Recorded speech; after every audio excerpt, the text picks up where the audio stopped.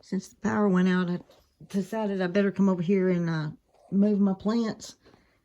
And I noticed that this, it's going to probably be really hard for you to see on this video, but there is water. This is all water right here, and it's dripping all the way down.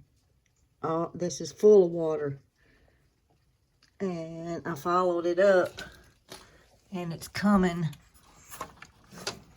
It's leaking from right up there in the windowsill and dripping all the way down.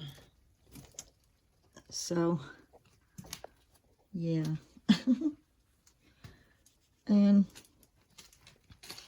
my goodness, honey, we've got so much damage. All these trees down. Hopefully, it won't get any worse, but it just keeps on. I mean, it just keeps on.